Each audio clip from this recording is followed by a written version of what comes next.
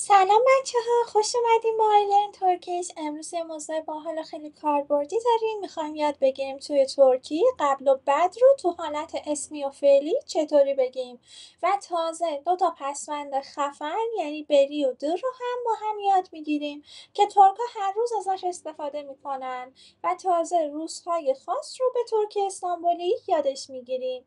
قول میدم آخر این ویدیو جملاتت یه لول بره بالاتر. هایدی başlayalım. بریم که شروع کنیم.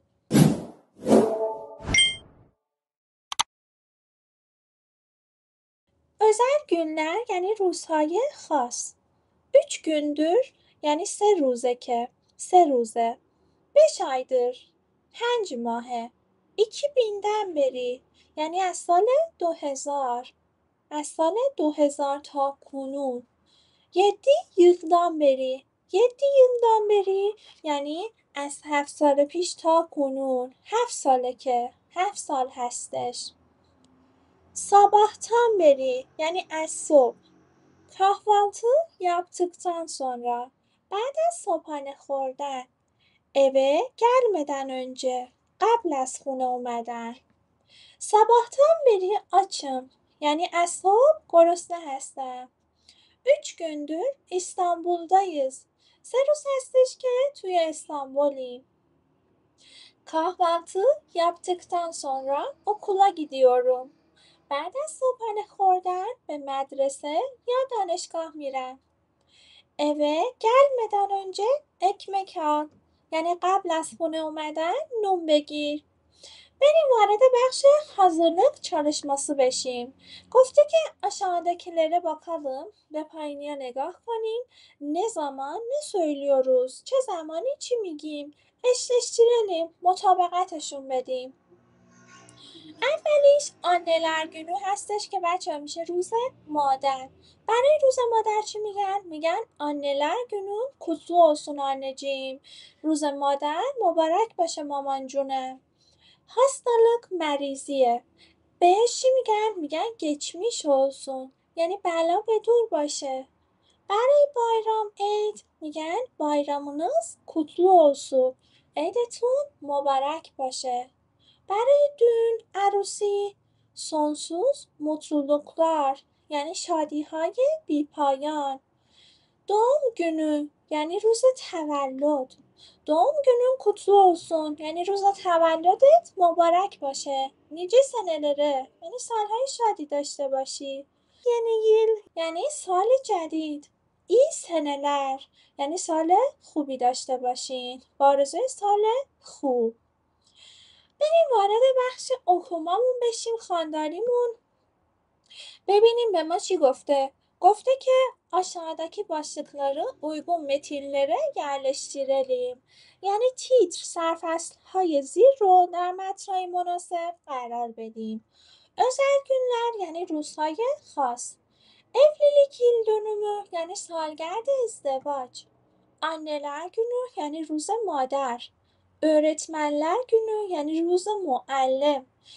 doğum günü یعنی روز تولد. ببینیم که هر کدوم از اینا مختص کدوم متنه. اولین متنمون گفته که Türkiye'de Mayıs ayının ikinci pazar günü anneler günüdür. یعنی تو ترکیه روز مادر دومین یکشنبه ماه مایıs هستش. Biz anneler gününden önce annemize bir hediye alıyoruz. یعنی ما برای مادرمون قبل از روز مادر یه هدیه میگیریم. O gün annemize çiçekleriyle hediyelerimizi veriyoruz. میگه اون روز به مامانمون گلهامون و هدیه هامون رو میدیم.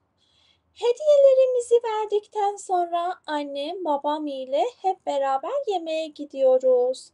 میگه بعد از اینکه هدیه هامون رو دادیم مامانم بابام همگی با هم به رستوران میریم، به یه غذا میریم.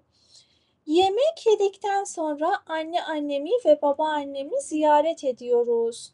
میگه بعد از غذا خوردن مادر بزرگمو که anne میشه مامان مامان، مادر بزرگ سمت مادری و بابا annemi یعنی مامان بابا یا همون مادر بزرگ سمت پدری رو ملاقات میکنیم. به زیارتشون میریم، به دیدارشون میریم. Onların da anneler gününü kutluyoruz ve hediyelerini veriyoruz.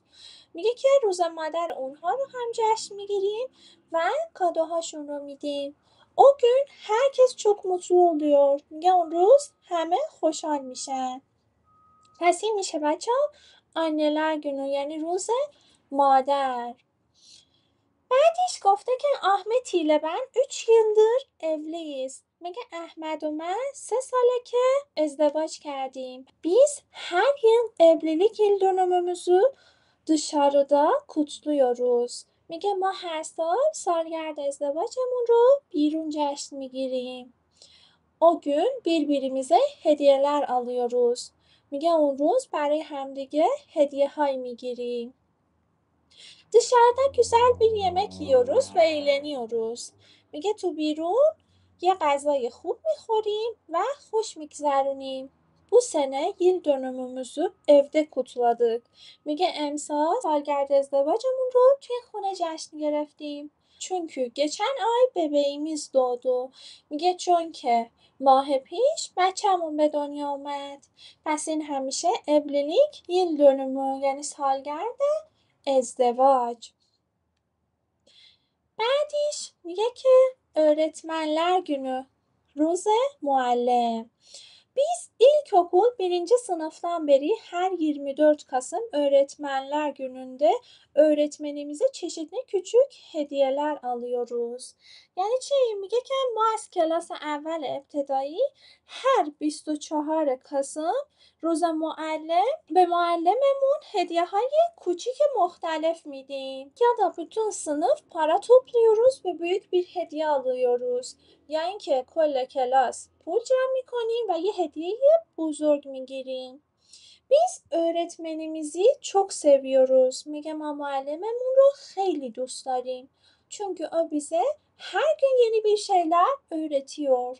یعنی اینکه چون که اون به ما هر روز یه چیز جدید آموزش میده، یاد میده. پس این هم شد öğretmenler günü یعنی روز معلم. آخرین متن ما گفته که من gözde هستم. doğum günüm 27 Aralık'ta. میگه روز تولدم 27 Aralık هستش. Senelerden beri farklı yerlerde doğum günü partisi yapıyorum. میگه سالهاست که توی مکانهای مختلف جشن تولد میگیرم. Bazen kafede, bazen restoranda, bazen evde doğum günümü arkadaşlarımla kutluyoruz. میگه بعضی اوقات توی کافه، بعضی اوقات توی رستوران، بعضی اوقات خونه روز تولدم رو با دوستان جشن میگیریم. bazen onlar beni şaşırtıyor. میگه که گاهی اونها من رو شگفت زده میکنن.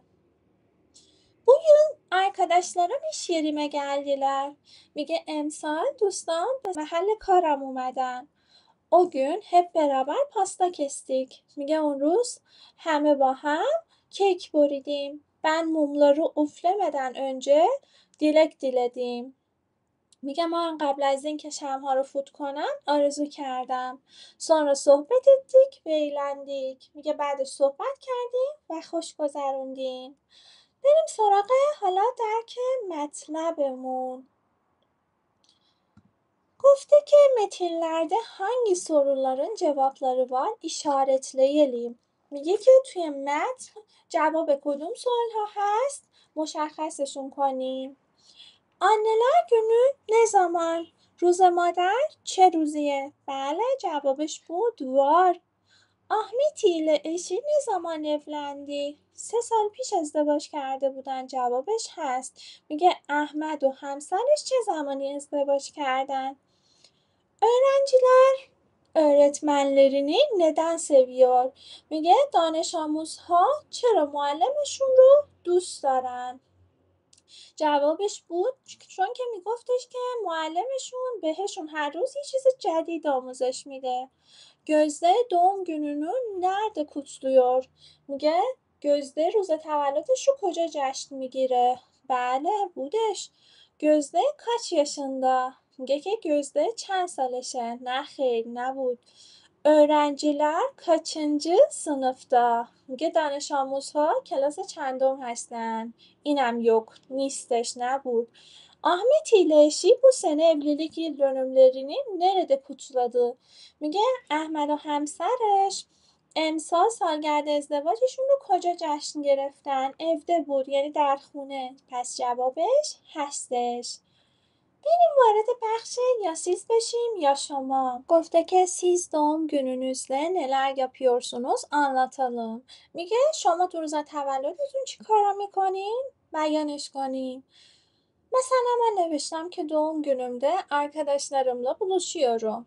میگه که من تو روز تولدم با دوستام ملاقات میکنم. doğum günümde pasta kesiyoruz. تو روز تولدم کیک میبریم و هر چیزی که دلتون میخواد رو میتونین بنویسین. وارد بخش قواعدمون بشیم بچه‌ها. دیل bilgisi قواعد. تو این بخش قواعدمون بچه‌ها یاد میگیریم که قبل رو بعد رو توی ترک استانبولی چطوری استفاده میکنیم. اگر با اسم بیاد به چه شکل بیانش میکنیم و اگر تو حالت فعلی بخوایم بیاریمش به چه شکل استفاده میکنیم قاعدش رو. خیلی قاعده ساده و آسونی داره بچه‌ها. اینکه حالت اسمیش رو استفاده کنیم بچه‌ها قاعدش به این شکله. اول از همه اسم رو می‌نویسیم ایسیم artı به اضافه حرف اضافه از. قاعده حرف اضافه از رو قبلا ما هم دیگه یادش گرفتیم بچه‌ها. دان و دن، تان و تن. اگر با چسب ته کفش ختم بشه آخرین حرف کلمه من از تان و تن استفاده میکنم بر اساس آخرین حرف صدادارش. بعد میام قاعده اونجه و سنرا رو بر اساس نیازم توی جمله استفاده میکنم. اگر میخوام بگم قبل از اونجا رو استفاده میکنم و اگر بخوام بگم بعد از سنرا رو استفاده میکنم. مثلا میخوام بگم قبل از غذا. برای قبل از غذا میام yemek که اسمم هست مینویسم. بعد میام نگاه میکنم به آخرش میبینم خب به چسب ته کفش ختم شده. پس چیکار میکنم؟ به جای دان و دن مجبورم از تان و تن استفاده میکنم. چون که آخرین حرف صدادار کلمه من به ا ختم شده جزو اینجا حرف‌نر هستش. من چی رو میارم؟ تن رو میارم. میشه یمکتن önce یعنی قبل از غذا. حالا میخوام بگم بعد از غذا yemek اسمم رو مینویسم. بعد بهش حرف اضافه از رو اضافه میکنم طبق قاعده. بعد میام سنرا رو مینویسم بعد از غذا. yemekten sonra یعنی بعد از غذا. پس قبل از غذا میشه yemekten önce، بعد از غذا میشه yemekten sonra و هر اسمی رو بخوایم بیارین از این قاعده استفاده میکنین. حالا میخوایم ببینیم اگر تو حالت فعلی بخوایم ازش استفاده بکنیم به چه شکله. برای حالت فعلی یه تفاوت‌های خیلی کوچیک داره. قاعده اونجه با سنرا توی حالت فعلی بچه‌ها کاملا متفاوته. یعنی به چه شکله؟ قاعده اونجه توی حالت فعلی اگر بخوایم صرفش کنیم به این شکل قاعدهش. یعنی اینکه بر اساس آخرین حرف صدادار ریشه فعلمون ما مادان önce و مدن önce استفاده میکنیم. آخرین حرف صدادار ریشه فعلتون به حروف کالین ختم شده باشه مادان önce رو بهش اضافه میکنیم و اگر به حروف اینجا ختم شده باشه مدن önce رو استفاده میکنیم. بریم توی مثال ببینیم با هم دیگه. میخوام بگم که قبل از شروع شدن سریال برای اینکه این رو بگم başlamak فعل ما هستش که ما ریشه فعلش رو به دست آوردیم شده باشلا. فعلمون رو اول می‌نویسیم طبق قاعده. بعد نگاه می‌کنیم به آخرین حرف صدادار ریشه فعلمون که به آ ختم شده. پس چی میگیره؟ مادان önce رو بهش میچسبونیم. başlamadan önce uyudu یعنی قبل از اینکه سریال شروع بشه خوابید. به همین سادگیه و اگر به اینجا ختم شده باشه از مدن önce استفاده میکنیم. قاعده سنرا یکم متفاوت تر از اونجا هستش. ببینیم قاعده سنرا برای حالت فعلی چطوری صرف میشه. اساس آخرین حرف صدادار ریشه فعل ما به 4 تا دسته کلی تقسیم میشه که اگر به آ ختم شده باشه دیکتان یا تیکتان، اگر به او ای ختم شده دیکتن یا تیکتن میگیره و اگر به او ختم شده باشه پسوند دوکتان و توکتان رو میگیره و اگر به و او ختم شده باشه پسوندهای دوکتن یا توکتن رو میگیره.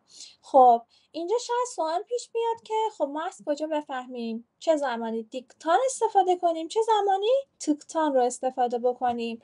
بچه‌ها زمانی که آخرین حرف ریشه فعل ما به چسب ته کفش ختم شده باشه ما به جای ده ها ت میذاریم و از این حالت و فرمت استفاده میکنیم. بریم با هم مثالش رو ببینیم. میخوام بگم بعد از رفتن گیتمک میشه رفتن. گیتمک ما میشه رفتن. بعد نگاه میکنم به آخرین حرف ریشه فعلم که ت هستش، چون به ت ختم شده و جزو چسب ته کفش و استثنای ما هستش ما از این قاعدش استفاده میکنیم. دومین مرحله نگاه میکنیم به آخرین حرف صدادار ریشه فعلمون که به ای ختم شده، چون به ای ختم شده پس چی میگیره؟ تیکتن رو میگیره. پس میشه gittikten sonra ağladım. بعد از رفتن گریه کردم. پس حواستون باشه قاعده سونرا و اونجه تو حالت فعلی بچه ها متفاوت هستش با هم دیگه.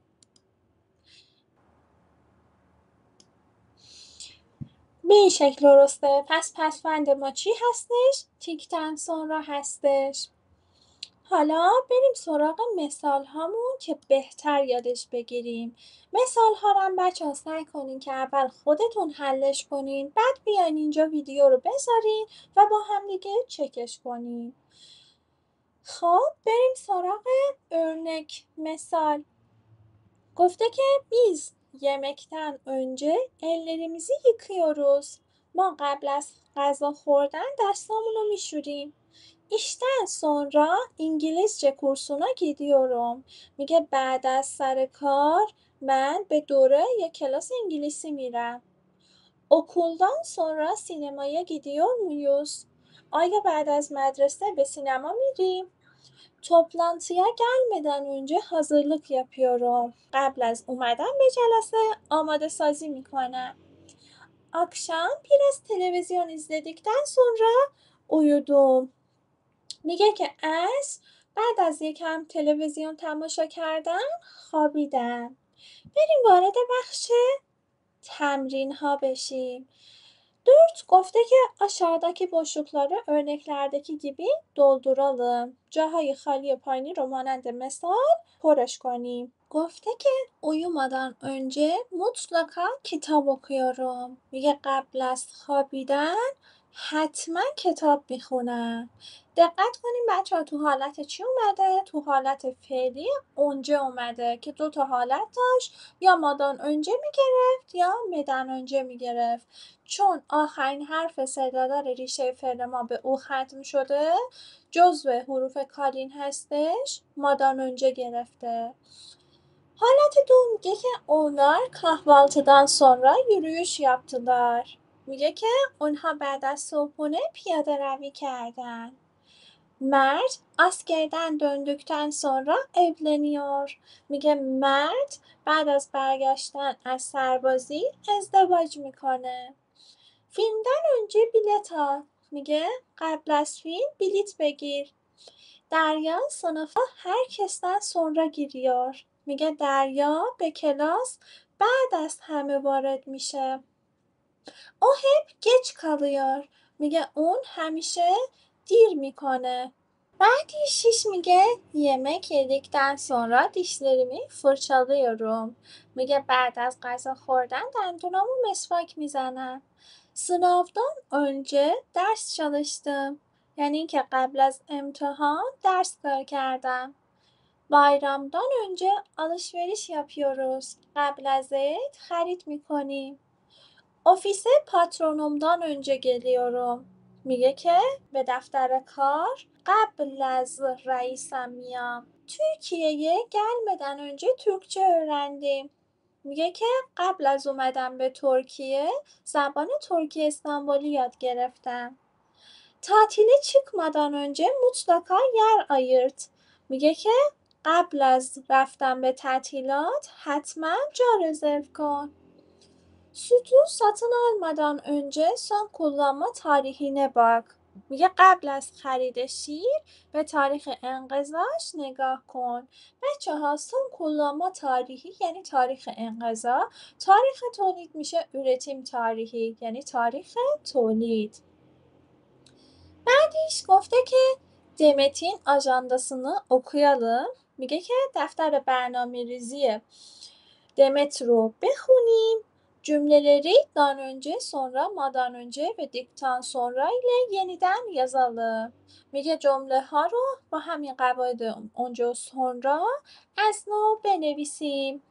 اینجا گفته که kalkıyorum بیدار میشم، duş alıyorum ve hazırlanıyorum، duş میگیرم و حاضر میشم، kahvaltı yapıyorum، صبحانه میخورم، evden çıkıyorum، از خونه خارج میشم، otobüse biniyorum، سوار اتوبوس میشم، işe geliyorum، به سر کار میام، öğle yemeği yiyorum یعنی ناهار میخورم، işe devam ediyorum، به کارم ادامه میدم، işten çıkıyorum، از کار خارج میشم، eve geliyorum به خونه میام، akşam yemeği yiyorum یعنی شام میخورم، televizyon izliyorum، televizyon تماشا میکنم، yatıyorum، میخوابم.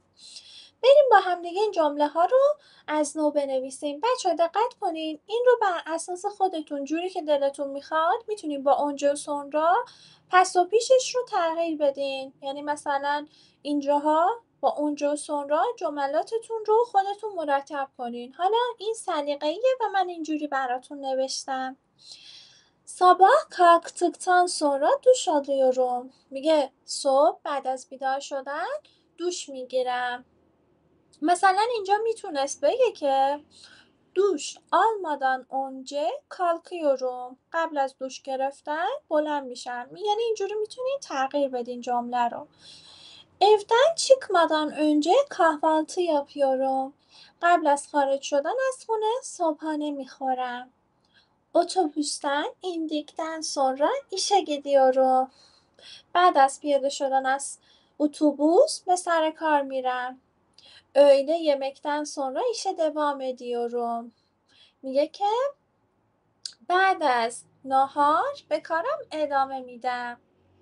işten çıktıktan sonra eve gidiyorum. میگه که بعد از خارج شدن از کار به خونه میرم. televizyon izlemeden önce akşam yemeği yiyorum. میگه که قبل از تلویزیون تماشا کردن شام میخورم و تلویزیون izledikten sonra yatıyorum و بعد از تماشا کردن تلویزیون میخوابم. بریم که وارد صفحه بعدیمون بشیم. وارد قاعده بریمون میشیم. بچه‌ها قاعده بری و در خیلی ساده و راحت هستش، اما خیلی هم پرکاربرده و روزانه خیلی ترک ازش استفاده میکنن. قبل از اینکه بخوام قاعدش رو بهتون بگم اول از همه میخوام چند تا نکته و توضیحاتش رو بگم، بعد بهتون قاعدش رو میگم. بچه‌ها بری تو چه حالتی استفاده میشه؟ میگه اگر زمان یا مکان شروع انجام کاری توی جمله بیان شده باشه از پسوند بری استفاده میکنیم. برای در اگر مدت زمان طول کشیدن کاری بیان بشه از پسوند در استفاده میکنیم. پس این از توضیحاتشه بچه ها. پس حواستون باشه اگر زمان یا مکان شروع انجام کاری رو بخوایم بگیم بری و اگر مدت زمان طول کشیدن رو خواستیم بگیم از در استفاده میکنیم. خب بریم وارد بخش نوت بشیم. اولین نوتش هستش بچه ها و خیلی مهمه. گفته که eğer fiilin başlama zamanı belirtiliyorsa sadece'den beri yapısı kullanılır. Fiilin başlama zamanı belirtilmiyorsa dan beri de dır da kullanılabilir. این یعنی چی بچه ها؟ این قاعده این رو به ما میگه که میگه اگر زمان شروع فعل مشخص باشه فقط ساختار دانه‌بری رو استفاده میکنیم، ولی اگه زمان شروع مشخص نباشه هم دانه‌بری رو میتونیم استفاده کنیم و هم دیر قابل استفاده است. مثل این مثاله که بچه گفته uzun zamandan beri seni bekliyorum. زمان طولانی هستش که منتظر تو هستم. اینجا چیکار کردم؟ برا من مشخص نشده زمانش کیه، زمانش مجهوله، پس هم میتونم از دامبری استفاده کنم هم از در استفاده کنم، هم میتونم بگم uzun zamandır seni bekliyorum. هیچ فرقی با هم ندارن. بعدیش ikinci not gofte ki gün, hafta, ay, yıl gibi zaman bildiren kelimeler çoğul ekleri kullanılarak her iki durumda da kullanılabilir. یعنی چی بچه ها؟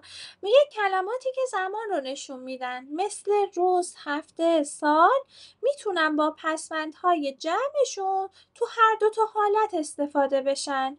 یعنی فرقی نداره که ما با دامبری استفادهشون کنیم یا با در استفادهشون کنیم. چه زمانی پس؟ زمانی که تو حالت جمعشون بیاد. مثلا günlerden biri ders çalışıyor. یعنی روزهاست که درس کار میکنه. Günlerdir ders çalışıyor. فرقی نداره. Yıllardan beri onunla arkadaşız. یعنی سالهاست که با اون دوست هستیم.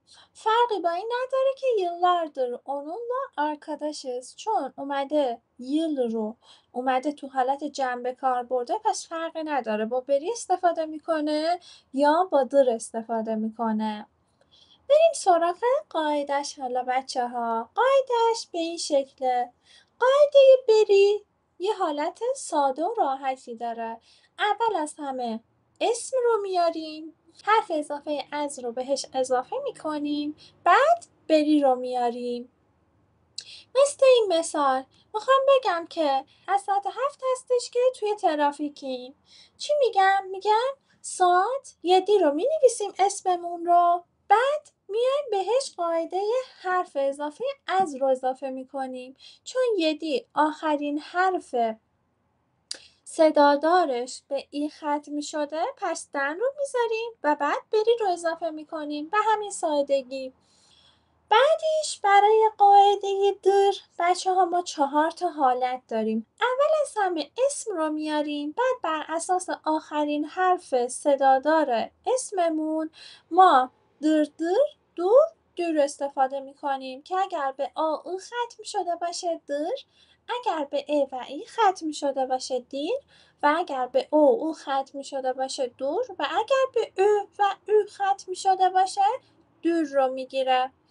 حالا چه زمانی ترتور رو استفاده میکنیم؟ بچه زمانی که آخرین حرف کلمه ما به چسب ته کفش ختم شده باشه، ما به جای ده ها از ت استفاده میکنیم به این شکل. مثلا ما میخوایم بگیم که زمان طولانی هستش که کار میکنم. میشه uzun زمان چون آخرین حرف صدادار کلمه من به چسب ته کفش ختم نشده، از همین حالت اصلیش استفاده میکنم. بعد دومی فیلتر ما چیه؟ به اینکه آخرین حرف صدادار کلممون چیه که به آ ختم شده، پس چی میگیره؟ در میگیره. uzun zamandır çalışıyorum. زمان طولانی هستش که کار میکنم. این هم از قاعده در ما. بریم با هم مثال ها رو ببینیم. Örnek مثال 3 senedir Türkiye'de yaşıyorum. 3 سال هستش که توی ترکیه زندگی میکنم. Ekim'den beri bu ofiste çalışıyoruz. میگه از اکیم توی این دفتر اداری کار میکنی. Sen ne zamandır seyahat etmiyorsun. میگه تو چه مدتی، چه زمانیه که سفر نمی کنی؟ 2000'den beri evliyim. میگه از 2000 متأهلم، ازدواج کردم. بریم وارد تمریناتش بشیم. Gofte ki 6. Aşağıdaki cümleleri örneklerdeki gibi tamamlayalım. میگه که جمله های پایینی رو مانند مثال کاملشون کنیم. Ne zaman geliyorsun? چه زمانی میای؟ seni 2 saattir bekliyorum. بچه‌ها شاید اینجا براتون سوال باشه. خب ساعت آخرین حرف صدادارش به آ ختم می‌شده. پس چرا ما اینجا به جای تر یعنی بدون نقطه با نقطه آوردیم؟ بچه‌ها ساعت جزو کلمات استثنایی ما هستش، یعنی همیشه تیر میگیره. اگه بخواد درتر بهش اضافه بشه قاعده تیر بهش اضافه میشه. بیشتر هم به خاطر هم آوایی توی ترک استانبولی این اتفاق افتاده، یعنی به جای تر از تیر استفاده کردم و چون یک کلمه خارجی هستش جزو استثناها محسوبش کردن. Ne zaman geliyorsun? چه زمانی میای؟ seni 2 saattir bekliyorum. 2 ساعته که منتظر تو هستم. بعدیش میگه uzun zamandır onu görmek istiyorum. میگه زمان طولانی هستش که میخوام اونو ببینم. sabahtan beri evdeyiz. میگه از صبح هستش که تو خونه ایم. çok sıkıldık. خیلی خسته شدیم. خیلی حوصله‌مون سر رفته. 8 aydan beri ailemden uzaktayım. میگه که 8 ماه هستش که از خانوادم دورم.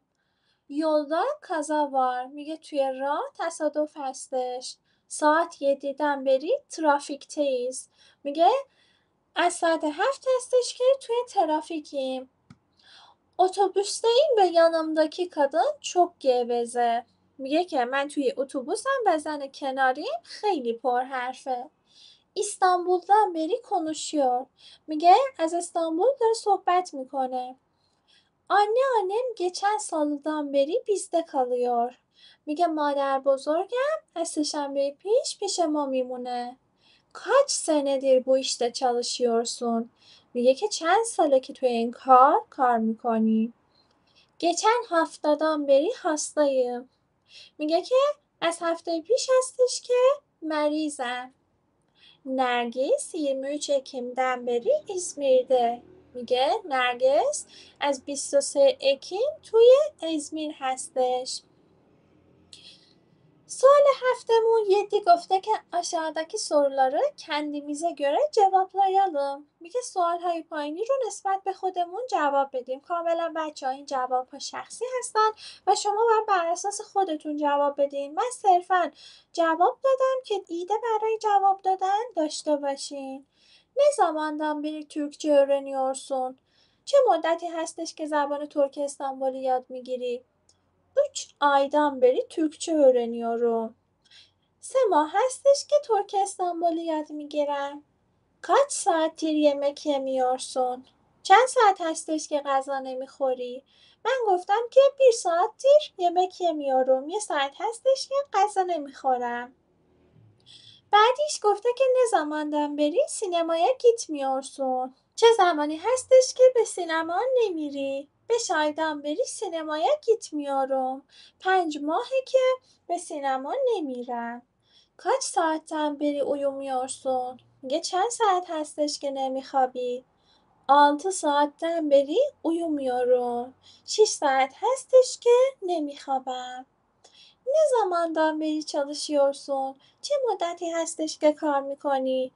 5 seneden beri çalışıyorum. 5 سال هستش که کار میکنم.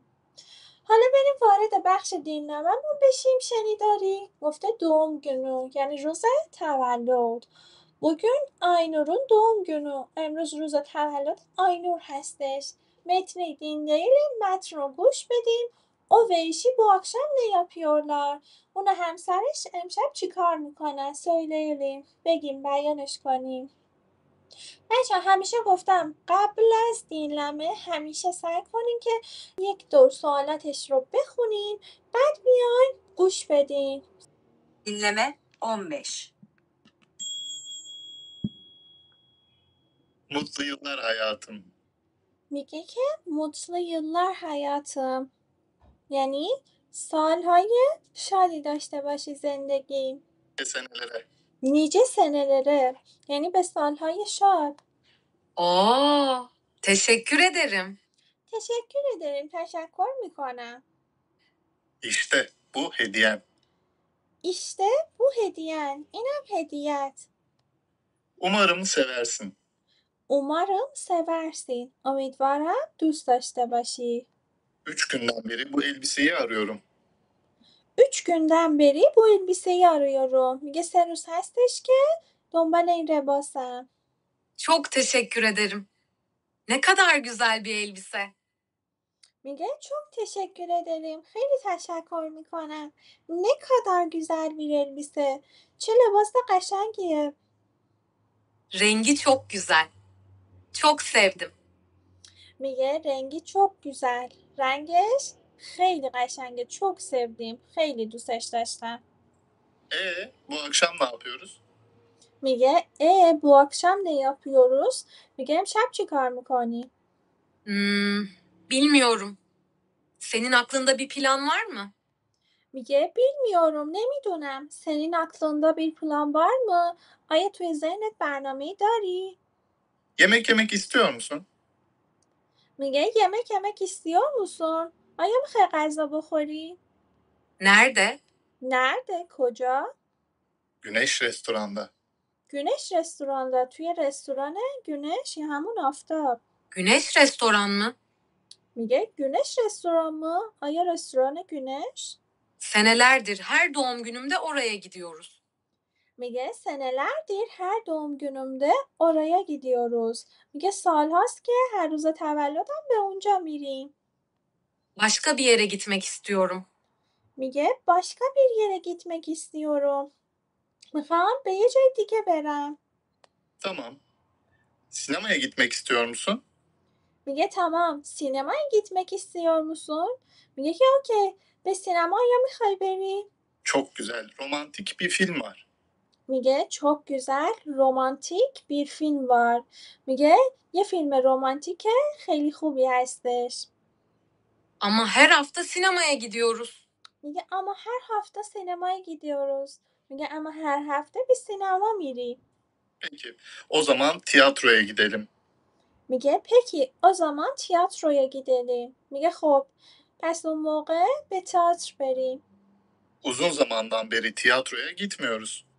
میگه uzun zamandan beri tiyatroya gitmiyoruz. زمان طولانی هستش که به تئاتر نمیریم. Evet, bu güzel bir fikir. Evet, bu güzel bir fikir. آره این یه فکر خوبیه. Hangi oyuna gidiyoruz? hangi oyuna gidiyoruz? به کدوم بازی میریم؟ Büyük tiyatroda yeni bir oyun var. Güzel diyorlar. میگه büyük tiyatroda yeni bir oyun var. میگه توی تئاتر بزرگ یه بازی جدید هست. میگن که قشنگه. güzel diyorlar. Tamam. Akşam nerede buluşuyoruz? میگه tamam akşam nerede buluşuyoruz؟ است کجا ملاقات میکنیم همون؟ Taksim'de 6'da. میگه تاکسیم'de 6'da. تو تقسیم ساعت 6. Oyun 8'de başlıyor. oyun 8'de başlıyor. میگه که بازی ساعت 8 شروع میشه. Oyundan önce bir şeyler içeriz. میگه oyundan önce bir şeyler içeriz. قبل از بازی یه چیزایی مینوشیم. Tamam. Akşam buluşuyoruz o zaman. tamam akşam buluşuyoruz o zaman. میگه اوکی از همدیگه رو میبینیم پس اون موقع. Tamam, görüşürüz. میگه اوکی میبینمت. خب میگه که متن göre uygun kelimeleri seçelim. میگه با توجه به متن کلمه‌های مناسب رو انتخاب کنیم. Semih Aynur'a elbise gömlek alıyor. بچه ها elbise یعنی لباس پیراهن زنونه. gömlek یعنی پیراهن مردونه که elbise درسته. سمیح برای آینور چی میگیره؟ لباس میگیره. سمیح bir haftadır yani Semih یک hafta هستش 3 gündür 3 روز هستش که آینور için hediye arıyor. برای آینور دنبال هدیه است. 3 gündür 3 روزه که Semih ve Aynur uzun zamandır senelerdir tiyatroya gitmiyor. میگه سمیح و آینور مدت طولانی هستش که به تئاتر نمیرن. oyun 18'de 20'de başlıyor که گفتش که ساعت 8 شروع میشه که میشه 20'de başlıyor. Onlar akşam tiyatroya gidiyorlar. اونا عصر به تئاتر میرن. بریم وارد بخش بعدیş بشیم. 10. Aşağıdaki boşlukları metne göre tamamlayalım. میگه جاهای خالی پایینی رو نسبت به متن کاملش کنیم. İşte bu hediyen. اینم هدیه‌ات. Umarım seversin. Uمیدوارم دوست داشته باشی. 3 günden beri bu elbiseyi arıyorum. میگه 3 روز هستش که دنبال این لباسم. این لباس رو میگردم. Çok teşekkür ederim. خیلی متشکرم. Ne kadar güzel bir elbise. چقدر لباس قشنگیه. rengi çok güzel. رنگش خیلی قشنگه. çok sevdim. خیلی دوستش داشتم. Güneş restoran mı? آیا رستوران güneş؟ senelerdir her doğum günümde oraya gidiyoruz.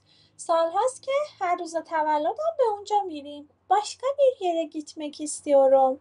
به یه جای دیگه میخوام برم. peki o zaman tiyatroya gidelim. میگه خب پس اون موقع به تئاتر بریم. uzun zamandan beri tiyatroya gitmiyoruz. میگه زمان طولانی هستش که به تئاتر نمیریم. گفته که büyük tiyatroda yeni bir oyun var. güzel diyorlar. میگه که توی تئاتر بزرگ بازی جدید هستش. میگن خوبه. Taksim'de 6'da. میگه توی تقسیم ساعت 6. oyun 8'de başlıyor. بازی ساعت 8 شروع میشه. oyundan önce bir şeyler içeriz. قبل از بازی یه چیزایی می نوشیم. بریم وارد بخش یازمامون بشیم. گفته که anneler günü روز مادر. Bugün anneler günü. امروز روز مادره. Türkiye'de Mayıs ayının ikinci pazar günü anneler günüdür. Yani دومی یکشنبه ماه Mayıs توی Türkiye روز مادره. Bugün annemize bir sürpriz yapmak istiyoruz.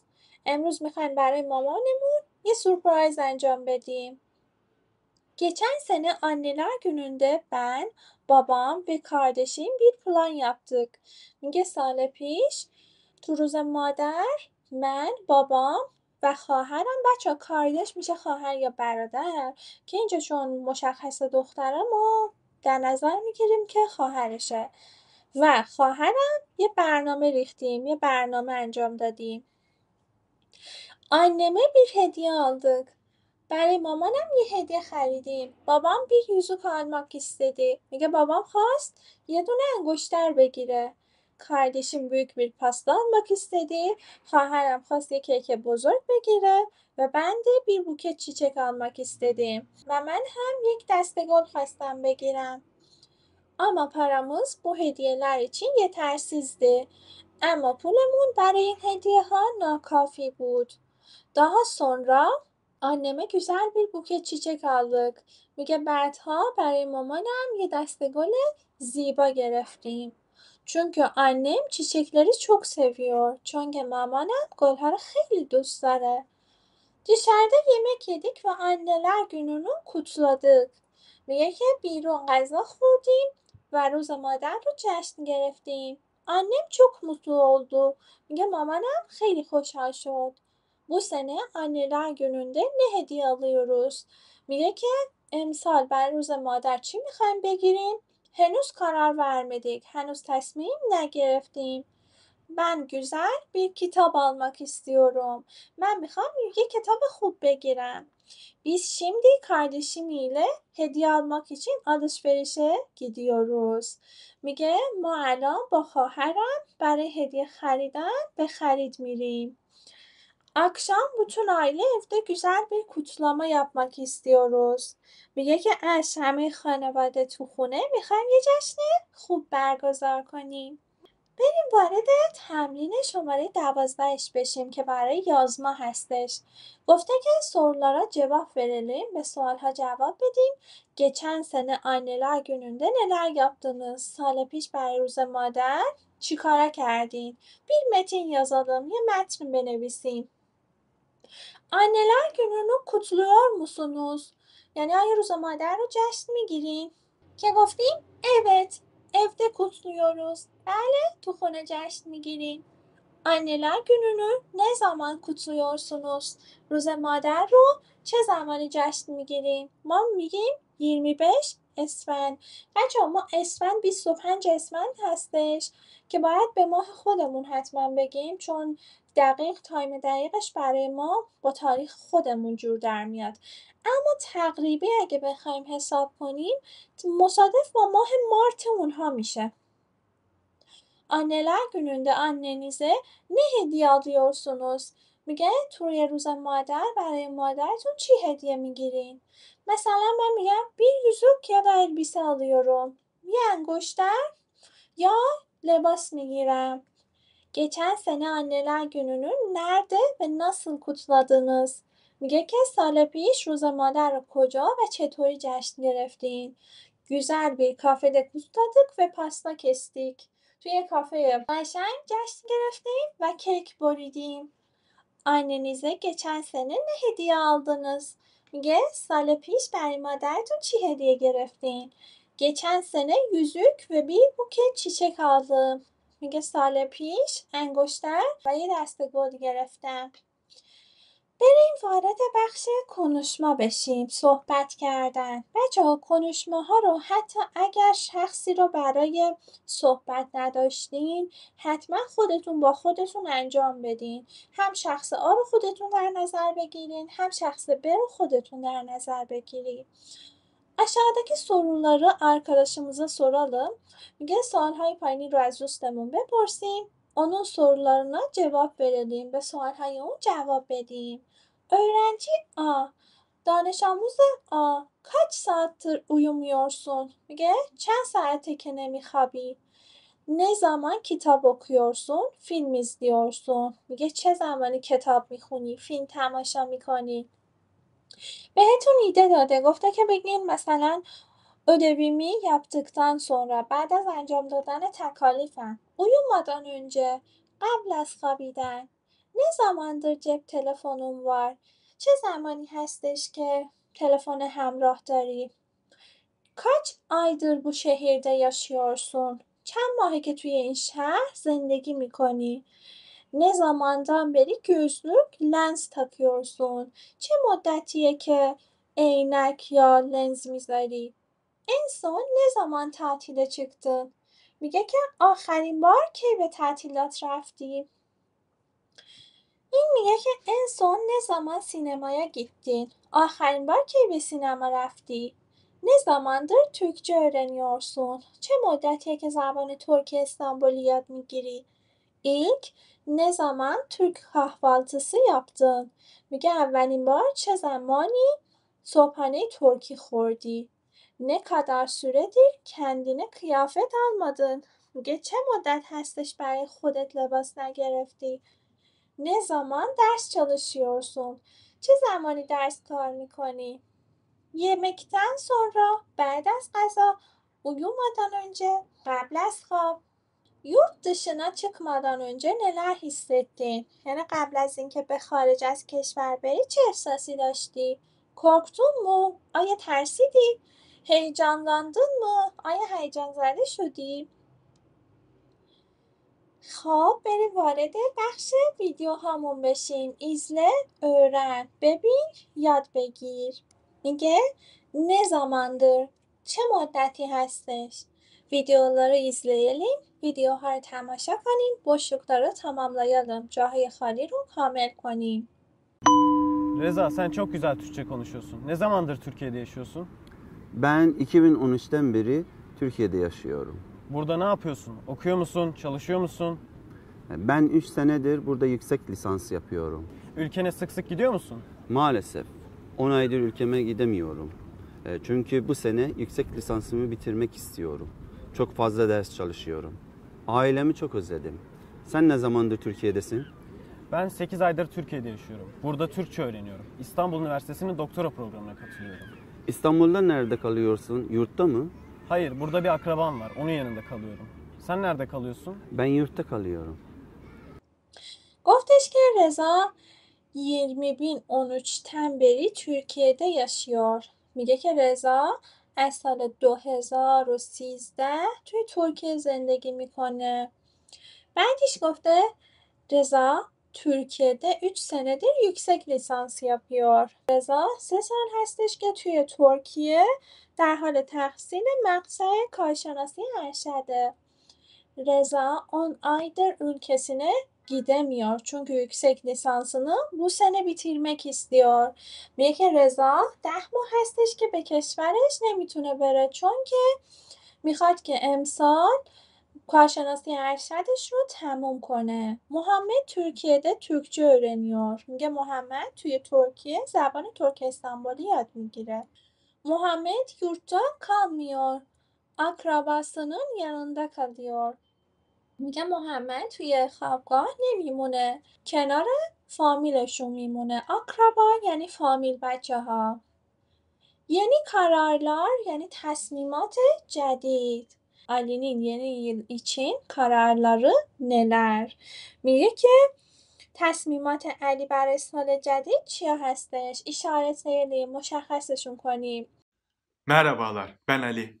Video kanalıma hoş geldiniz. Bugün 1 Şubat ve ben artık farklı bir kişiyim.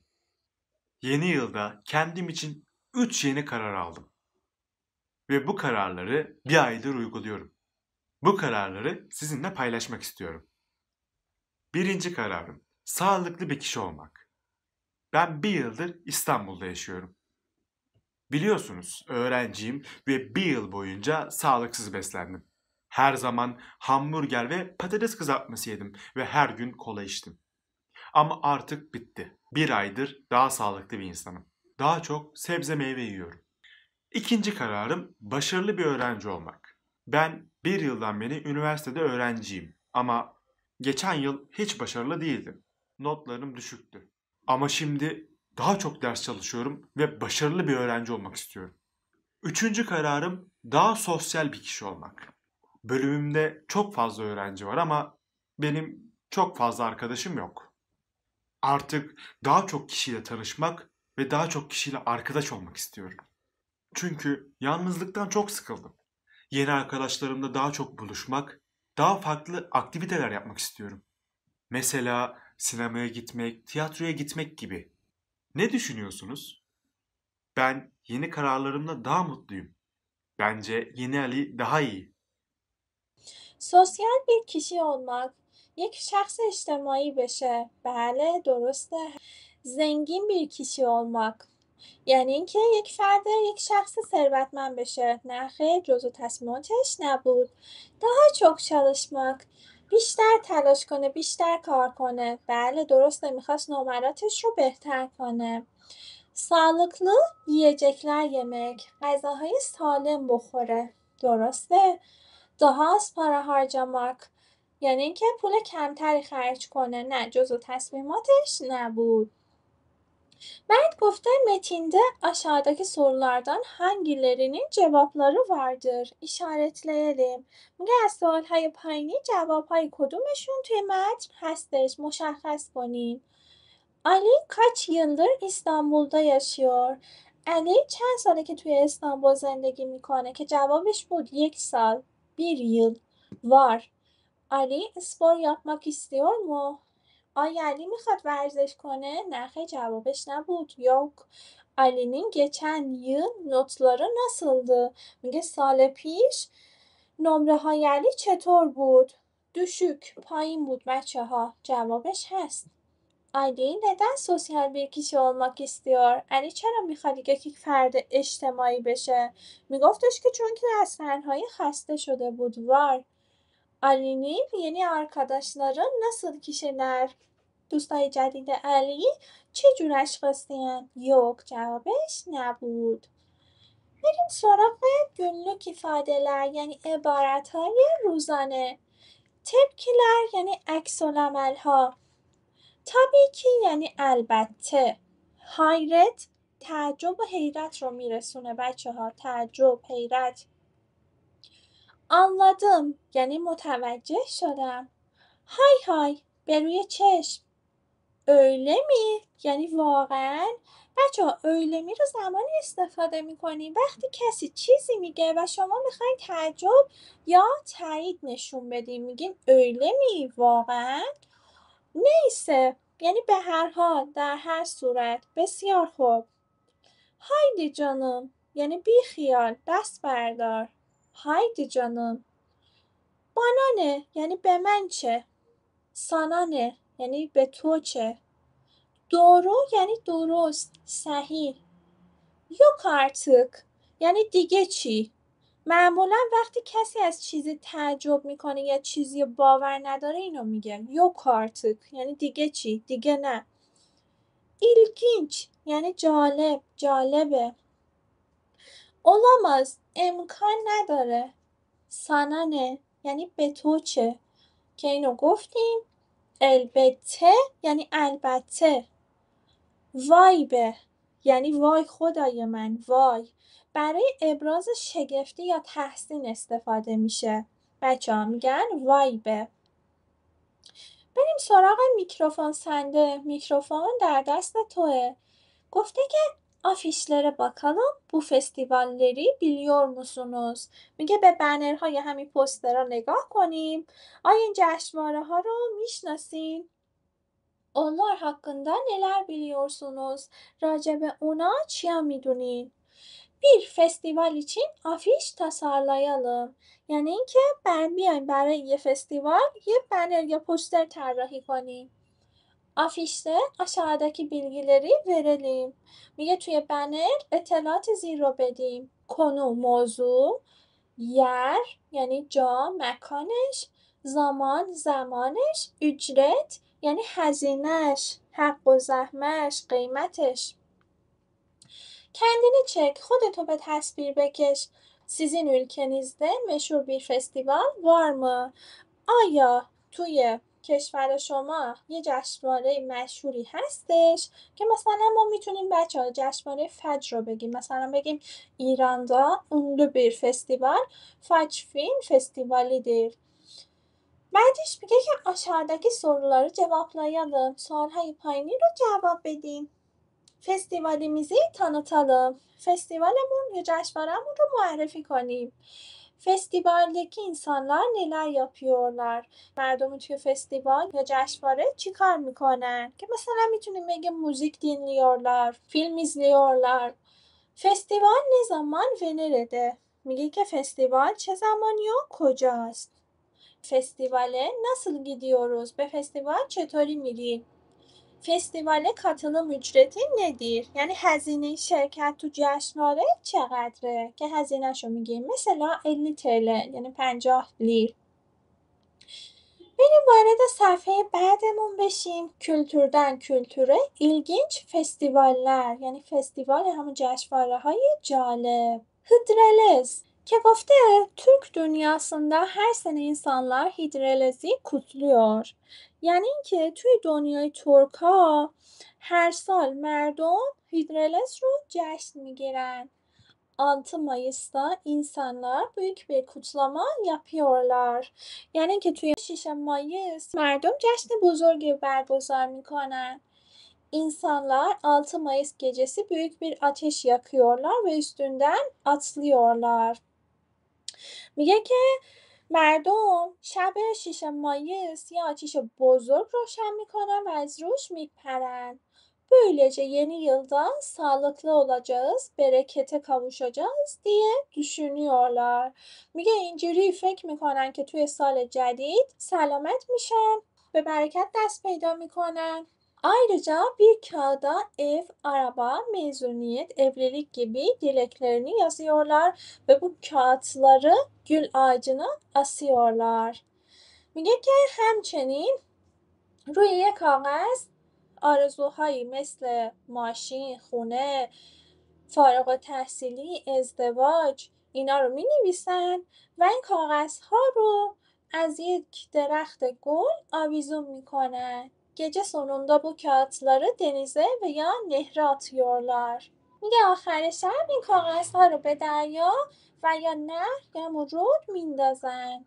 domates festivali Ağustos ayının son çarşambası insanlar İspanya'nın Bunol köyüne geliyor ve domates festivalini kutluyor. یعنی که آخرین چهارشنبه هر ماه آگوست مردم به روستای بونول اسپانیا میان و جشنواره گوجه رو جشن میگیرن. Bu festival bir hafta sürüyor. میگه که این festival یک هفته طول میکشه. İnsanlar burada bir saat birbirlerine domates atıyor ve eğleniyorlar. میگه که مردم اینجا به همدیگه یه ساعت گوجه پرت میکنن و خوش میگذرونن. Bir saat sonra köy sokakları domates çorbasına benziyor. میگه که یه saat بعد کوچه های روستا شبیه یک سوپ گوجه میشه. Bu festivale birçok turist de katılıyor. میگه به این festival turistای زیادی ملحق میشن، شرکت میکنن. هولی رنگ فستیوالی یعنی که جشنواره رنگ هولی. Bahar mevsiminin ilk dolunay zamanı insanlar Hindistan'da renk festivalinde baharı kutluyor. یعنی در زمان اولین ماه کامل فصل بهار مردم تو هند تو جشنواره رنگ ها بهار رو جشن میگیرن. Festival 2 gün sürüyor. میگه که جشنواره 2 روز طول میکشه. Festivalde insanlar odun topluyorlar ve büyük bir ateş yakıyorlar. میگه توی جشنواره مردم هیزم جمع میکنن و یه آتیش بزرگ روشن میکنن. sonra bu ateşten bir parça götürüyorlar. میگه بعدش یه تیکه از این آتیش رو برمیدارن. Çünkü onlar ateş evlerini ve kendilerini koruyor diye düşünüyor. Çünkü اونها فکر میکنن که آتیش خونه های اونها رو و خودشون رو محافظت میکنه. Festival günü insanlar yüzlerine boya sürüyor ve birbirlerine kırmızı, sarı, yeşil, mavi, mor boyaları atıyor. میگه که روز جشنواره مردم به صورتشون رنگ میمالن و به همدیگه رنگ‌های قرمز، زرد، سبز، آبی، بنفش پرت میکنن. Bu şekilde insanlar baharı karşılıyor.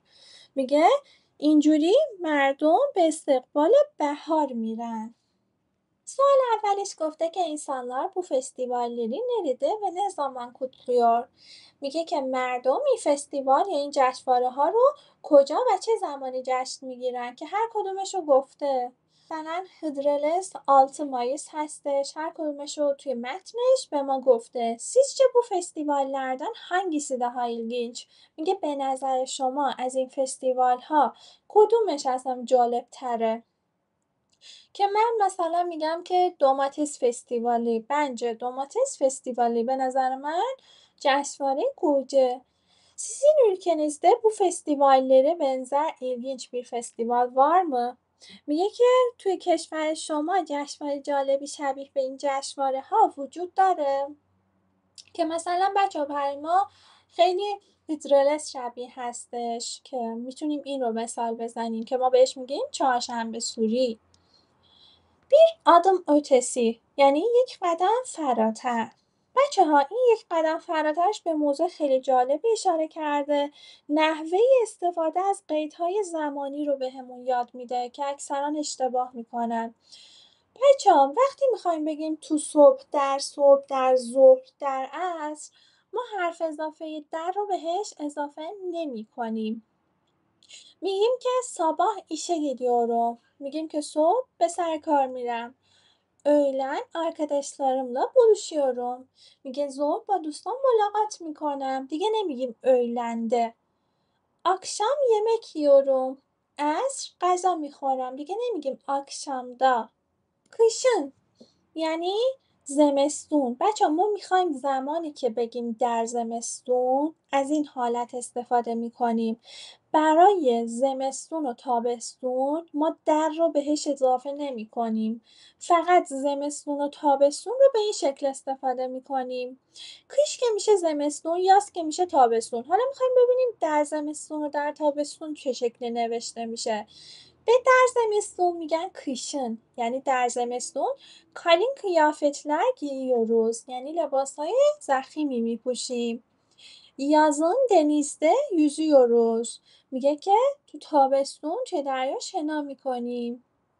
حالا برای بهار و پاییز اما حرف اضافه در رو بهش اضافه میکنیم. دیگه مثل اینا استفاده نمی کنیم.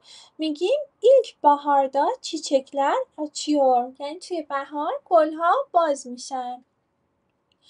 sonbaharda okullar başlıyor. یعنی پاییز مدرسه ها شروع میشه. دیگه نمیگیم sonbaharın. این اشتباهه. میگه که eğlenelim, öğrenelim. میگه iki gruba ayrılalım. یعنی اینکه به 2 تا گروه تقسیم بشیم. 4 ünlü, 6 unsuz harf yazalım. 4 ta harf صدادار, 6 ta harf bی صدا بنویسیم. Bu harfleri kullanalım ve 1 dakika içerisinde kelimeler yazalım. و میگه که توی مدت 1 دقیقه، توی ظرف 1 دقیقه این حرفا رو استفاده کنیم و کلمه بنویسیم. hangi grup daha çok kelime buluyor? کدوم گروه کلمه بیشتری پیدا میکنه؟ yarışalım، مسابقه بدیم. مثلا örnek مثال زده، خودش اینا رو گفته، بعد اومده این کلمه ها رو درست کرده. کالم، مداد، ماسا، میز، ماکاس یعنی قیچی. حالا من براتون مثال زدم. مثلا ünlü حرف صدادار ما آ، ال، او رو در نظر میگیریم. ünsüz حروف بی صدا ب، ل، ک، م، ن، ر رو در نظر میگیریم. حالا کلمه‌ای که من باهاش ساختم ایناست.